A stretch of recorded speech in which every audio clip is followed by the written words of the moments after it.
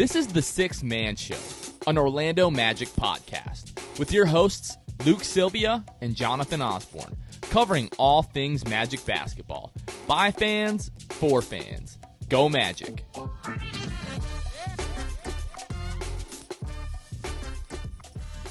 What's going on, Orlando Magic fans? You guys are back with the Sixth Man Show. Today is May 30th, 2022. It is Memorial Day. First of all, we just want to say a big thank you to those who are currently serving in the military, those of you that have served. But today is a day to remember those who served and lost their lives in uniform. We just thank you for your service and your sacrifice. We thank you to the families that are affected by that. Our thoughts and prayers are with you today. Yes, it's a day that everybody has the day off and everybody barbecues, but it is important today that we remember those who made the ultimate sacrifice so that we continue to have the freedoms that we have. That being said, Luke, what is going on, bro? How are you doing? I'm good, man. I'm going to just kind of give the countdown nobody asked for. And about not this week, but next week, I'm going to be moving. Me and my family will be moving to Central Florida. Lauren and Harper will be flying. I will be driving alongside my father-in-law, who will be driving the U-Haul. Hallelujah, praise the Lord, because I don't want to do that. But shout out to him. Shout out Gary, okay? But yes, that is kind of the countdown nobody asked for, Jonathan. Well, the countdown that people do care about, as we record this, we are 24 days, 22 hours, 54 minutes, and 13 seconds away from the NBA draft. Luke, how are you? How you doing? How you feeling about the draft? I want to ask you: are you still Jabari? I know you've been Jabari. Is that still the same as of late? Yep, about a week now. This is what I want to say. I tweeted this out, but I like the idea of Jabari. Like I like what he brings already, and I like the idea, like, if that guy can evolve as a playmaker and as a shot creator, like just the way that he fits. But what I tweeted out is you take Jabari if you are comfortable and confident in the fact that he is going to evolve as a playmaker and shot creator. If not, then you take Chet if you're not concerned about like the durability and stuff like that given his frame. And if you're concerned about all of that, then you take Paolo, because to me he's like the safest, most pure, like just the safest bet, right? And I'm okay with any of that. Yeah, I'd say I'm cool with the top three, but what I will say, Jonathan, we continue to call this a three-man race. We obviously, you guys know who's on this episode as our guest. We spoke with David Steele. I mentioned it's a kind of a three-horse race yet again, but I'm starting. I am hearing a little more Paolo love lately. But I did pull up the odds on, per VegasInsider.com. And as of yesterday, Jabari minus 200 to go be the number one pick. Chet Holmgren plus 190. And then Paolo Banchero plus 1,200. So whoa, it is. They think it's starting to become a little bit of a two-horse race instead. So they think Paolo doesn't have a chance in hell. No, they don't. And Shaedon Sharpe is fourth best odds with plus 5,000. So it's getting spicy. I think people are, and maybe Jabari is even more of the favorite now. He was like minus 150, 135, something like that. Yeah. He had been kind of minus 130 to really open the odds, and now he's slowly creeping up. Chet plus 190, which isn't terrible odds either. So I really. I have to think it's a Jabari Chet race right now, and we'll see what the odds continue to do. I kind of like those odds for Paolo. I mean, if I'm a betting man, which I am, I mean, yeah. Hey, was it T-Pain or was it T.I. that said it ain't tricking if you got it? Maybe that was Luda. I don't remember. It ain't tricking if you got it. You know what I mean? So you want to throw y'all are gonna hear me type, and I don't care. It ain't tricking if you got it. Let's see. I know it was one of those three. What? That ain't right. It was like a bar in one of their songs. It ain't tricking if you got it. I'm pretty sure it was Luda. South hip hop, blah blah. I don't know, man. Type in "It ain't tricking if you got it." Ludacris. Okay, all right. Luda, right now. Luda. Let's see. It ain't tricking if you got it. I'm telling you, okay, Luda said it's from What Them Girls Like. There we go. And it ain't tricking if you got it. He said it like that. There's a triple black card. It ain't tricking if. That's right, baby. All right, thank you. Thank you very much. There. No, it's all right. Anyways, this is a episode brought to you by Rap Genius. No, I'm totally kidding. Or it's Lyric Genius now. They don't even. It's not even like Rap Genius. They do it all now. Mm-hmm. Anyways, like Luke alluded to, we were joined by Magic Hall of Famer David Steele, who has been with the team since 1989, the man who has seen it all. We talked about the NBA draft lottery, the upcoming draft, just kind of his history with the Magic and everything like that. That was a bucket list guest for us. Like, that was a dream guest to have David Steele on the podcast. Mm-hmm. Yeah, it's been, kind of whether email tag, I guess you'd call it.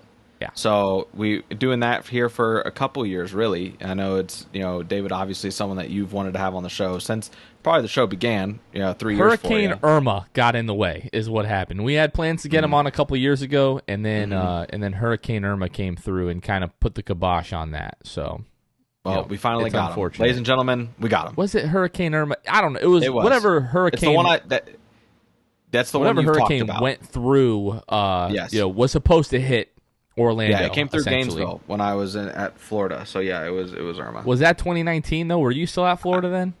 I don't know. That's what I'm saying. I feel like my timing might be off. I think it might have been a different hurricane, but it was a hurricane. How many people do you think have already fast forwarded, Jonathan, and they're already listening to the David Steele interview? They're not even. Yeah, probably. That's a good point. Let's get to Patreon. We can talk about our Patreons, talk about all of our new wonderful patrons.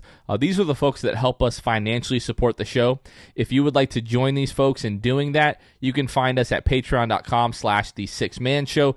We go ahead and we shout out all of our brand new patrons first, and then we're going to shout out all of our patrons. So shout out to Migzors, my guy who runs the Orlando Magic subreddit, Justin Herring, Dylan Holden, Mr. Mikey, and now what I am going to do, and did we shout out Eli? I don't know if we shouted out Eli on the last one. Shout him out again. We're shouting out Eli again. You get 2 just because I forgot if I did or not. But Luke told me last week he wants me to try to get through all of these. We now have 34 patrons, which is amazing. Thank you guys so much. Shout out. He wants me to try to get through this list without taking a breath. So that's what I'm going to try to do now. I drank all my water with David Steele. The content they ask for. Makes it harder. Do it. Okay. Shout out Court Cousins, Drew Gooden, Armin, Keith Garcia, Zico, Carson Tulo, Nathan Lynn, Ellis, Jonathan Borges, Norm L, Magic Player History, Julio Bailey, Matt Lyman, Eric Segovia, Gabe Gaines, Bo Outlaw Fan, Wiffle, Michael Martin, Jamel Miller, Michael Salapong, Franz Godefasho, Ryan Singh, Blake Bickerstaff, The Distract, your boy Dave J, Eric Randall, Pierre A, Wally Akbar, Eli, Migzors, Justin Herring, Dylan Holden, Mr. Mikey. They got there. I might not get to 35. I might not get to 35. I don't know. We'll check in. I think maybe next benchmark we check is 40 to 45 patrons. So we'll see. I'm definitely not hitting that. But yeah, we'll try that again once we get around, like you said, 40, 45. With no further ado, we are going to get to the interview with David Steele. All right, Orlando Magic fans, we are here with the man of the hour, play-by-play announcer for the Orlando Magic, David Steele. David, thank you for joining the show. How are you? I'm well. How are you guys tonight? Doing all right. We're really excited to have you on the show. I know we've tried to do this a couple of times in the past, but really excited to finally have David Steele on the podcast.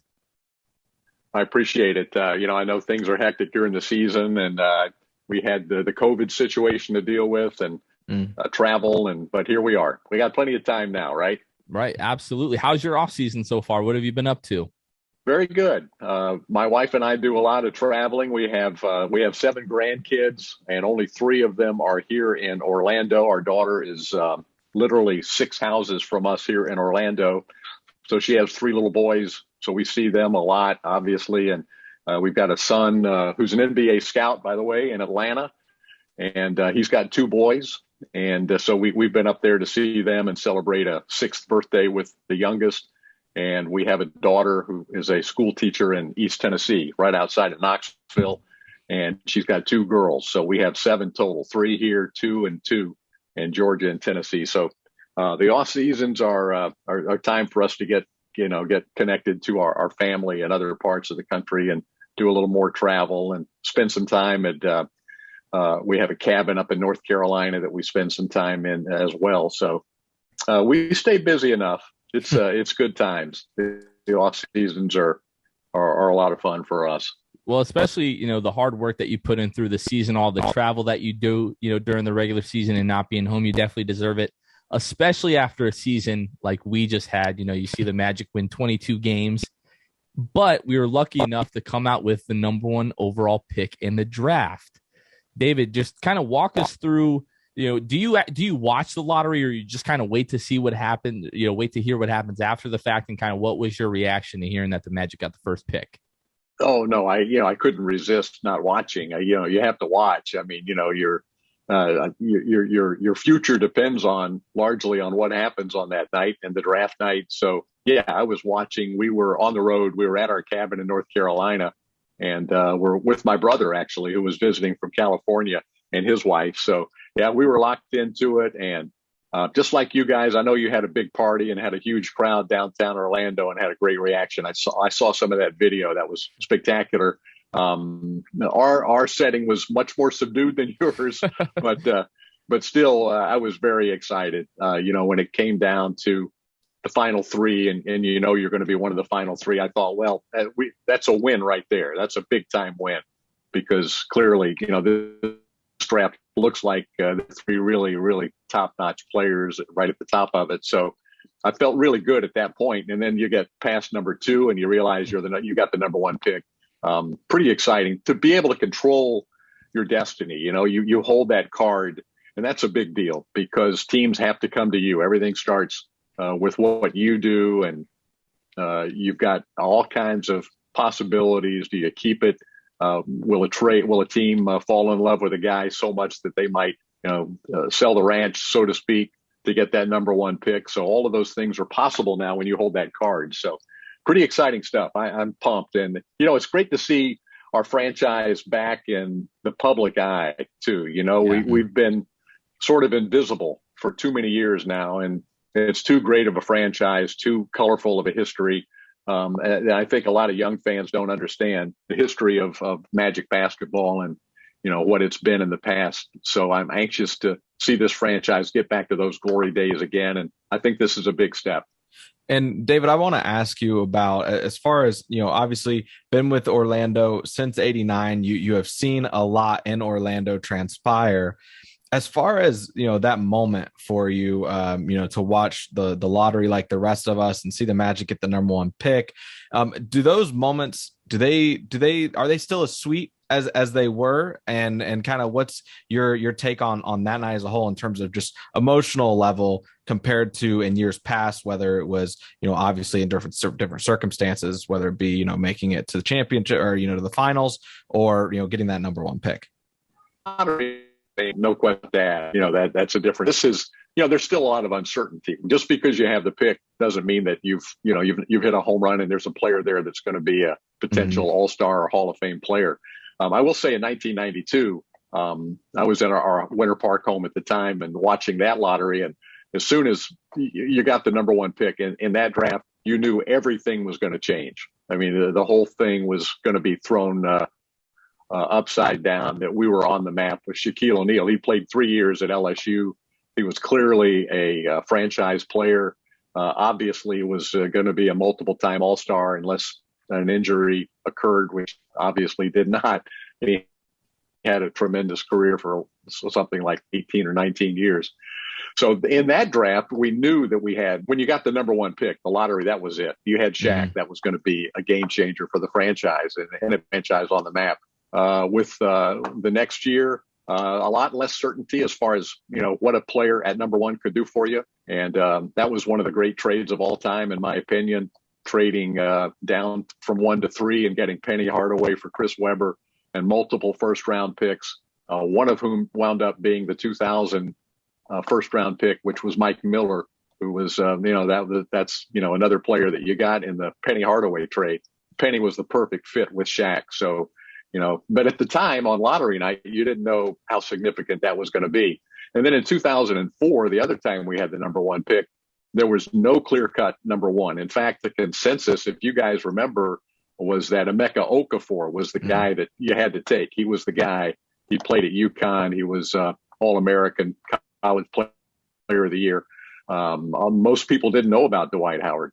He was a gamble, so to speak. But the front office got it right there, and give Otis Smith and Dave Twardzik a lot of credit for taking Dwight Howard with the number one pick in 2004. So here we are again. And, if we can come anywhere near to what we've done the the three previous times. If we can get it right this time, then we're on our way. We'll be back on the map again. David, you mentioned, Penny Hardaway in that 93 draft, and you talk about Magic fans, especially, younger Magic fans, not really remembering the history of the Magic.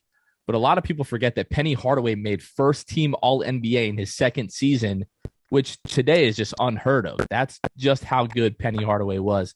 David, I wanted to ask you, did you let out a nice "he drills it" for Mosley when he got the number one pick? No, I didn't let he drills it out there. I don't think so. I might have, but if there was a recording of it, I don't know what I said. I don't think it was he drills it, but I was really happy for Jamal and the organization. Jamal's such a great guy. He represents the franchise, such a class manner. But I was happy for him, but I don't think I uttered he drills it for this one. I figured as much, but we didn't get to hear it as much this season. And it's been, roughly like a month and a half since we had any Magic basketball. So I just wanted to hear it from you one time. Oh, there you go. As we look at this draft, this upcoming draft on June 23rd, and no, it's definitely not the draft of Shaquille O'Neal where it's a clear number one at the top, but it's almost a consensus that it's a top three: Chet Holmgren, Jabari Smith Jr., and Paolo Banchero. Do any of those prospects stick out to you, David? And which of those three do you think might be the best fit for the Magic or the best option for the Magic at number one? I'm not sure that I can answer that really truthfully, because I don't really know which one. I mean, they're all 19 years old. I like all three of those guys, and I don't think anybody, to be honest, knows. I mean, I'm sure there are front offices, including ours, that are going to narrow it down, and our guys are going to know who they want. Hopefully they fall in love with one of those three guys. But, there's so much more to it than just, I watched the college games. I did watch all three of those guys with the anticipation that, we were likely to get a high pick again and might even get a top three pick, which we did. So I am familiar with all three of their games. And I think that all three, their skill sets will fit beautifully with what the Magic need. And the Magic need shot making, they need playmaking, continuing to need size and the ability to guard multiple positions. I think that's critical in today's NBA. And I think all of those guys can give Orlando what they need. It's going to be a big addition to the franchise, no matter which one they take. And, I don't think anybody can honestly say which one of those is going to emerge 5 or 10 years from now as the best. I just hope we get that guy.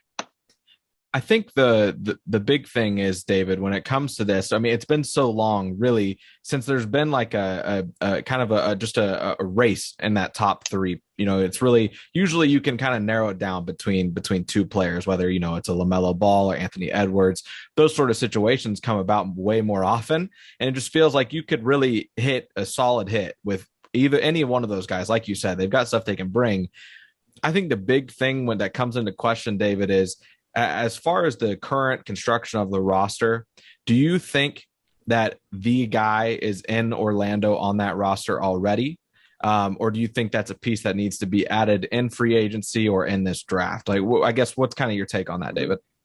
Yeah, no, that's a good question. I think it's too early to tell. I think it's possible. And at least I can honestly say that I think it's possible, because I saw enough out of Franz Wagner, Wendell Carter Jr., even Jalen Suggs. I think it's way too early to make any proclamations about how good of an NBA player Jalen is going to be.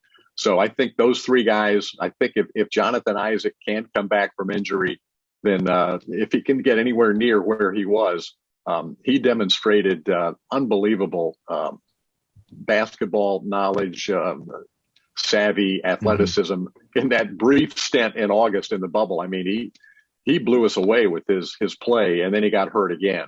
So whether, that's a big part. If he can come back, whether or not that happens, he's still young enough, and I wouldn't write him off.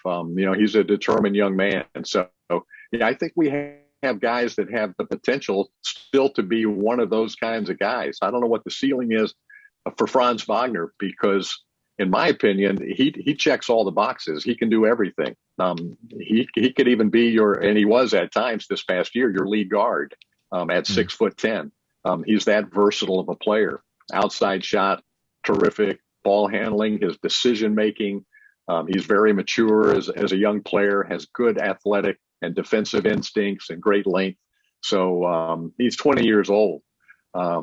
These guys are just so young and they have so much potential, and they all like to work at the game of basketball. That's what really gets you excited about it. These are good guys. They're people that you want to be around and that want to work hard. And so I think we could have a guy or there already, and we're going to add another guy to the mix that has potential, all-star level potential in the draft in a couple of weeks. David, you mentioned Jonathan Isaac, who you deemed the Minister of Defense, which is just a fantastic nickname, by the way. What goes into that? Was that something that you just like came up with on the fly, or was that was premeditated a little bit? What went into that? Yeah, I had thought about that. Just, I had thought about, Jonathan, obviously off the court. He is an ordained minister. And so it's the perfect fit. He's the defensive menace. He's potentially a defensive player of the year in the NBA. He's an ordained minister off the court. So, I mean, it was just the perfect fit. I was just waiting for the right time to drop it in. And it's just one of those that sort of sold itself. It was right there. The Human Torch was a little different, but that one was a pretty good one as well that we came up with as a broadcasting team with Terrence Ross. But the Minister of Defense said, I hope we get him back. Hope we're able to use that much more often than we have the last couple of years. You said, David, that was kind of a team effort, the Human Torch. There's another thing that I wanted to just get your take on and your story, I guess, behind it, and see if this was also a team effort or if this was something that you brought to people, very famously become known as Is This Anything? And so I wanted to ask you, how did that come about for the team, for you guys? How did that get presented, I guess? Well, it was, I guess it's been 5 years. I think we've done 5 years of Is This Anything? It's 4 or 5. I've actually hadn't thought about it since the season ended, but it's a lot of years. But whatever, 4 or 5 years ago, we were in our preseason production meeting, and we being me and Jeff Turner, Dante Marcatelli, our producer Ty Eastham, just going through brainstorming ideas for the season, feature material, just kind of what direction we wanted to take during the year. And we realized it was one of the seasons before Steve Clifford arrived where we anticipated another long year, with not a lot of wins. Mm-hmm. So trying to come up with material that would be entertaining for fans and would be fun for us. And I've got this thing where I look at all this data. I do a lot of research before broadcast, every broadcast. And, I pointed out that I'm always coming up with something at our production. We have a production meeting before every game. And it seems like every game I've got something that I would throw out and say, I don't know if this is anything, but, here's what I've discovered. And then, they'll either laugh at me or say, oh, no, that's good. We'll use that as a graphic or whatever. So I said, why don't we just, put that, we'll call it Is This Anything? And we'll just throw it out there. And then you guys, whatever. Jeff can say, I don't know if it's anything, and then Ty, the producer, comes up with the bell from the truck. And he comes up with the idea on, throw it to the truck and let an anonymous, faceless, villain either give a thumbs up or thumbs down. So it was a combination of the kind of season we felt like we were going to have, looking to have a little fun amongst ourselves and something the fans might also enjoy.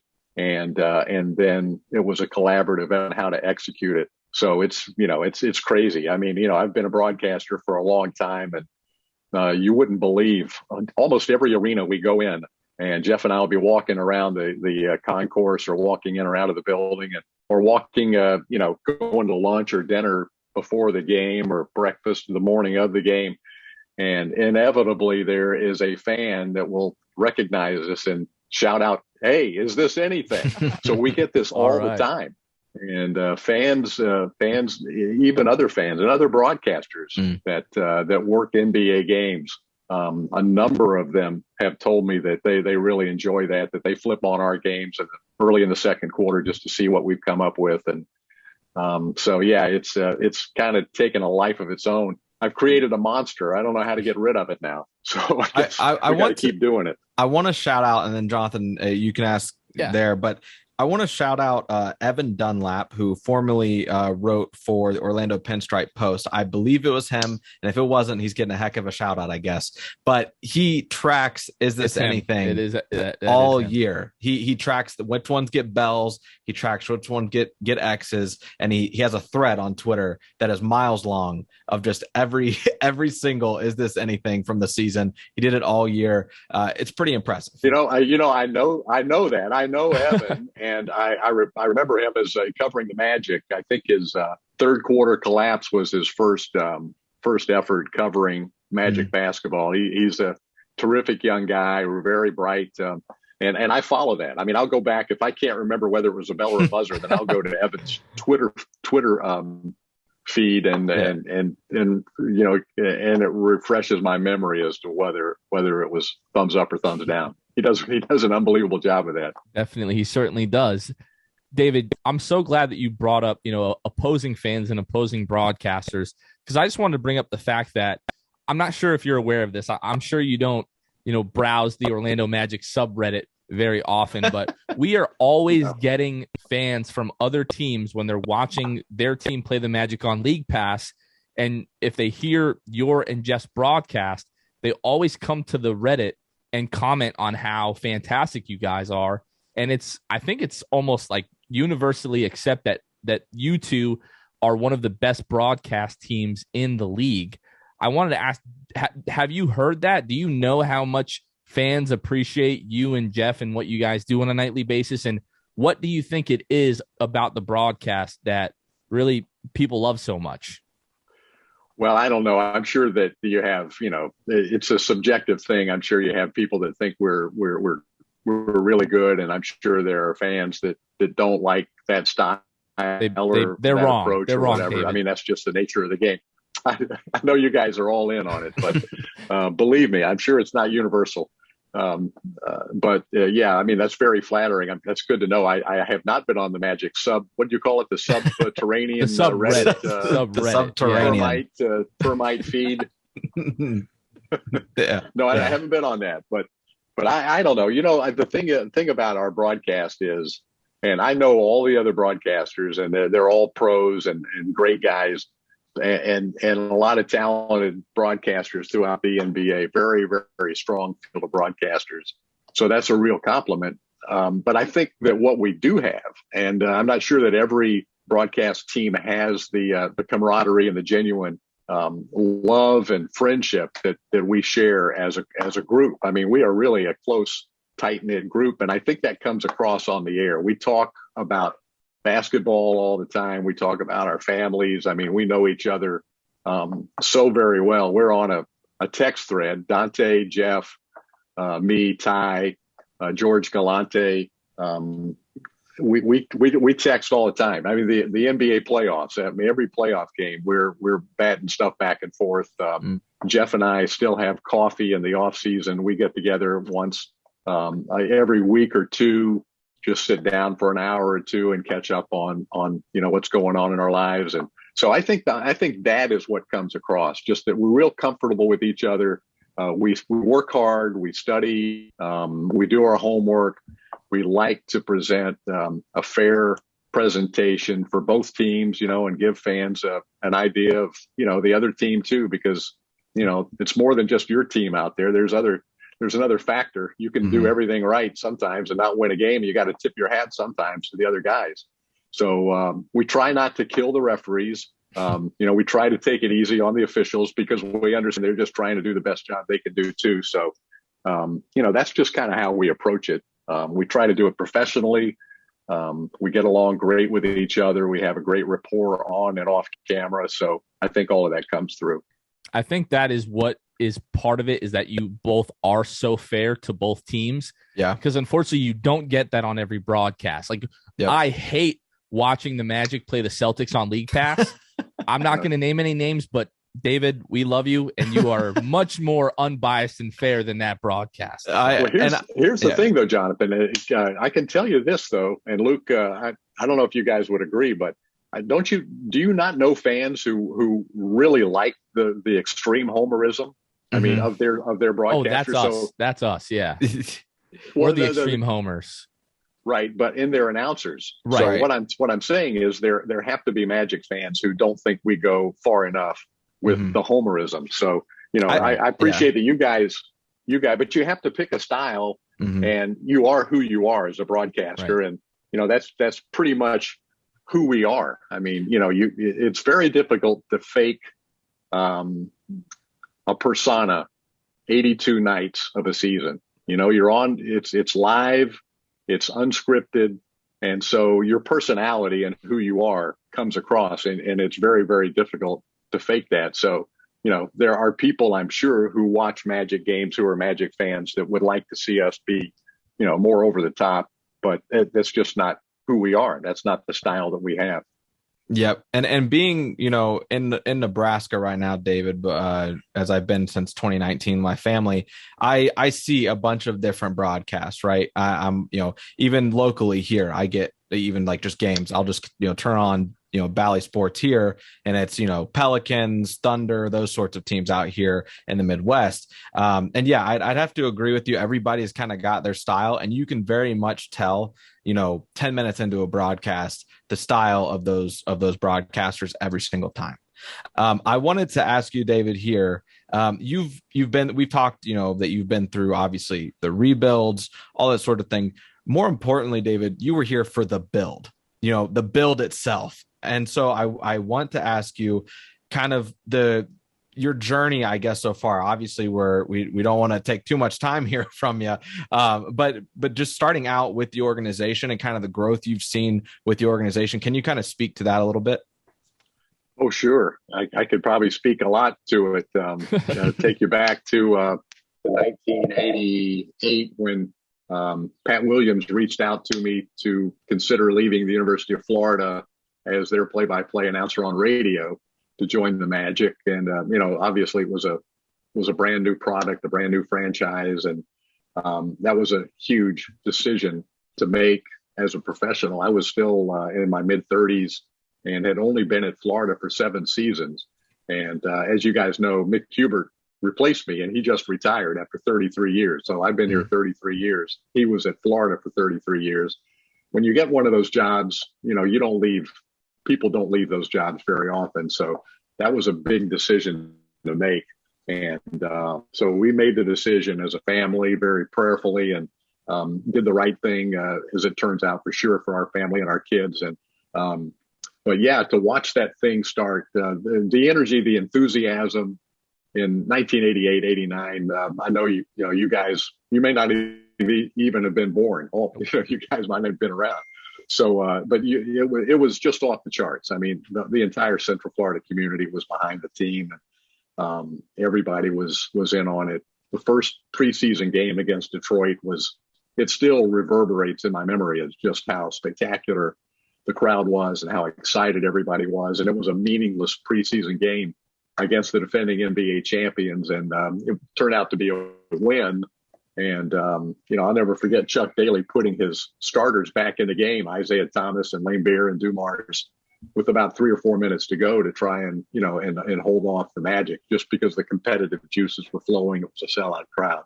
So, yeah, from the very beginning, this franchise has been loved by this community. And, when you have a really good team in this Central Florida community, the fans they're going to just go nuts. I mean, we've seen it every time. In the beginning, when the team was great with Shaq and Penny, even through the T-Mac and Grant Hill years, we had tremendous crowds.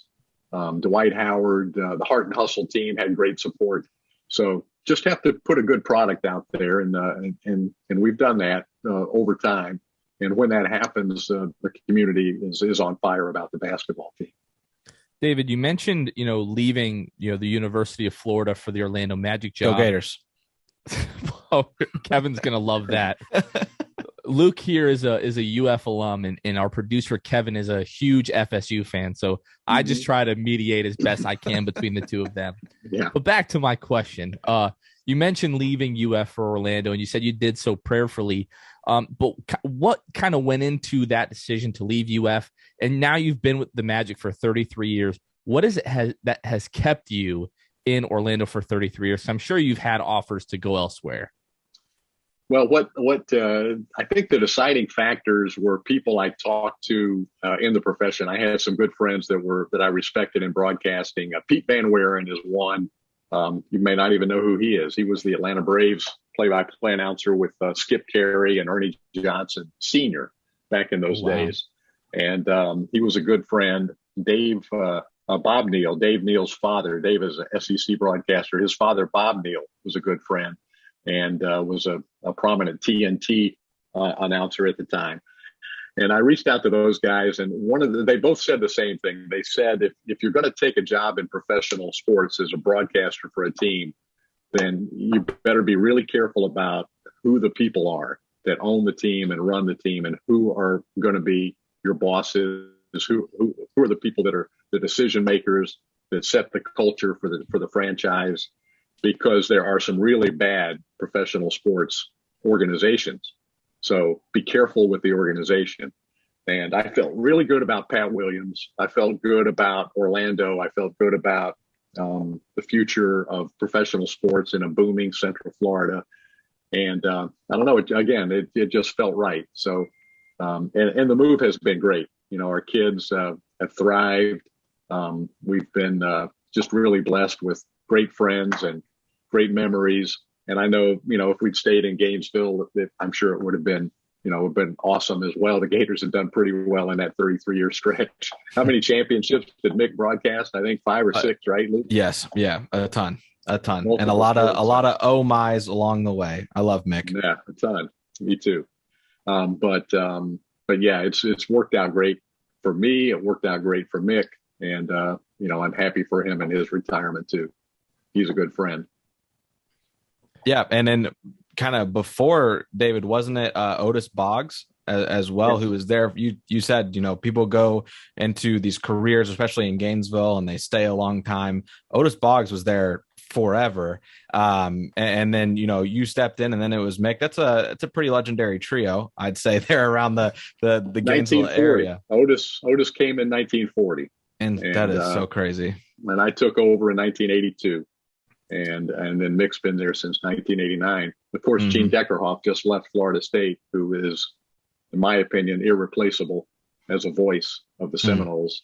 One of the great play-by-play announcers on radio all time, in my opinion. Just a legend. He's the gentleman that calls the Bucks games as well, right? Bucks, yeah, he's great. Yeah, he definitely is great. David, looking ahead, for this young Orlando Magic team, for, newer Magic fans, younger Magic fans, what would you say do they have to be excited for about this team? I mean, you have a number 1 pick coming in, you're loaded with talent. What to you is exciting about the future of this Magic roster? Oh, I think the youth and the energy that we saw this past year, they nailed the Jamal Mosley hiring. You got to give Weltman Hammond great credit. Steve Clifford is a great coach. To me, he's I mentioned earlier, my son's a scout in the NBA, and talking to other NBA people, Steve is so highly respected as just one of the top head coaches in the NBA. But he was not the right guy for what we're doing right now. He was absolutely not, and Jamal Mosley is. Players love him; they would run through a wall for him. He's patient. He's positive. He brings tremendous energy, and I loved what we saw from the young guys. I mean, I truly think that, if we stay healthy, Wendell plays more of a complete season with Jalen, Franz Wagner. If we can keep these guys healthy, they're going to make huge strides again this year. So the talent is there. It's just the NBA is a man's league. It's not a boys' league. You're not going to win big time in the NBA. One of the few exceptions was the Orlando Magic of 1995. And it's, I think I did an Is This Anything on that this past season, the youngest group to make it to the NBA Finals, as with every prominent player, 25 and under, except for, Horace Grant. But you had the the primary players were Shaq and Penny, and they were 24 and 23 years old. That's very, very unusual. So, you got to take your lumps, you got to develop. But I think we're on the path to be really good. And I think it could flip quickly too. I don't think we're talking about a long-term rebuild here now that we see what Franz is capable of doing. And Wendell, I think, is already one of the top 10 centers in the NBA. And I don't know what his ceiling is, but I think he's a potential all-star at that position. I've already talked about Franz, and I think, we're going to find out Jalen's got a lot of talent too. So that's what I would say. I would say that, hang in there, and we get a little luck and a little good health, and we're going to make some noise. And it could even happen this year. We could make some noise in the East this year, I think. Yeah, I love the answer about Wendell. Definitely. I mean, I hadn't really thought about it. I mean, nowadays there aren't many, dominant centers. Obviously, Embiid, Jokic, Gobert come to mind, but after that, it's a short list until you get to Wendell. So I love that point from David Steele. David, thank you for taking the time and coming on the show. I know the three of us, Luke, myself, Kevin, we're really looking forward to this. So we appreciate you taking the time and joining the show. What are you most forward looking to for next season as we wrap this up here? Well, I can't wait to see who we add. First of all, I mean, that's going to be so exciting on draft night. I hope it doesn't leak out because, the energy in the arena will be off the charts, the excitement as to who that pick is. And I do have confidence that our guys will get the right guy. I mean, what they're going to do is they're going to interview. They're going to feel really good about that person. And I mentioned it earlier. I didn't go into much detail, but you asked me who I liked of the three. And I told you I don't have enough information really to make that call. They're all really good players, but they're going to dig deep into who they are as people. They're going to get the right person for the personality of the team, the players that are already in the franchise. How do they fit with Wendell? How will they fit with Franz? Not just as basketball players, but as human beings. How do they fit in the locker room? So, it could come down to that. I mean, if it's a three-way tie as far as ability and usefulness on the court, then it might come down to which one is the best fit in the locker room. So I'm really excited about finding out who that guy is, seeing him integrated on this team, and then, again, staying healthy for the most part this season. We're due a lucky streak in that regard. We've had tremendously bad luck in the last couple of years. So we stay healthy. I can't wait to see what this team can do. David, you made a great point about, the pick not getting leaked. Woj always seems to have a leg up on these things and leaks the pick. Yeah. However, for our listeners, if you are sitting with us at the draft party, do not leak the information. We do not want to hear it until we hear it from your phone Adam away. Silver's mouth. No phones. We want to find out organically. Yep. Let's, unfortunately, technology has ruined some things in life, and that's definitely one of them. Yes, it has. Again, David, thank you so much for taking the time. This was amazing. You're welcome back anytime, and thanks again. Thank you, Jonathan. Thanks, Luke. Thanks, Kevin. All right, that was our interview with David Steele. Once again, thank you to David for taking the time. We really appreciate you taking the time joining the show. It was great to talk to you. That was a great conversation, Luke. Yeah, man. I mean, like we said at the top, like someone that we've wanted to get on the show. He did not disappoint. He told us after we got done recording, he said, "I hope you guys got what you needed." I said, "David, you delivered not just that, but far more than what we wanted from him." Just incredible guest. Obviously love David Steele. He drills it. David Steele killed that episode. That was amazing. But thank you again, David, for joining the show. We'd love to get David on the show again sometime. We'll definitely do that. We try not to bother David during the season because the guy's got a lot going on. He's calling 82 games. He's traveling all over the place. He's researching for Is This Anything. When he gets home, he just wants to hang out with his wife, his dog, his kids, grandkids. So if we do have David on, it's probably not going to be until next offseason, hopefully so. But, one last thing that we want to bring up before we close out the show. Coming up the day of the draft, June 23rd, we will be doing something before the draft party at Amway, probably at Harry Buffalo. We don't have all of the details just yet, but just keep your ears open, keep your eyes open for further details.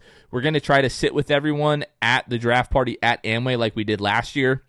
I think that was section 106. Again, we don't know all the details just yet. just keep an eye out. Keep your ears open. We are definitely going to be doing something. We want to see you guys at the draft party. We want to hang out before the draft party. So, again, more details to come on that. Luke, anything else before we close out? You told them to go to the app? Oh, the app. That is right. My man, Luke Sylvia. Luke Sylvia, tell the people about the app. Yeah, absolutely. So if you guys go to the Orlando Magic, absolutely. So if you go to the Orlando Magic app, they will have a section there for draft night, for the draft party. You can claim your tickets. You're not buying because they're free, but you want to make sure. Our producer Kevin pointed out something great. If there was ever a chance of them, reaching capacity of what they want for draft night, this is the time that it would happen here with the number 1 overall pick. So you don't want to miss out. Go there, hang out with us at Harry Buffalo before or wherever we do this. I probably shouldn't throw out a name. Are we doing it at Harry Buffalo? Probably, yeah. I like their buffalo shrimp, man. And such good memories. We got the number 1 pick there. How can anybody be mad at Harry Buffalo? Before the draft lottery party, people were like, oh, do we want to go back to Harry Buffalo? We got the 5th pick. Shut your mouths. Harry Buffalo came through. Yeah, exactly. It was because we were downstairs and not just upstairs. Do that. Hang out with us there. We're going to walk over to Amway as a team, and we are going to hopefully get to hear the pick without it being spoiled, without any rumors coming out a day, 2 before the draft. We want to hang out with you guys, sit with y'all. It's going to be a great time. Go to the Orlando Magic app and get your reserve your tickets. Go to the app. They will not let you in the door without your tickets, so make sure that you get them. But thank you guys. For Luke Sylvia, this has been Jonathan Osborne. You guys have been listening to The Sixth Man Show, and we will catch you guys next time. See ya. Thanks for listening to The Sixth Man Show. Be sure to subscribe on iTunes, Spotify, Google Play, and Stitcher to get new episodes downloaded directly to your phone. Please take a minute to give us a 5-star rating and a review. It would really help us out a lot. Follow us on Twitter and Instagram at Sixth Man Show, and like us on Facebook. We'll catch you guys next time. Go Magic.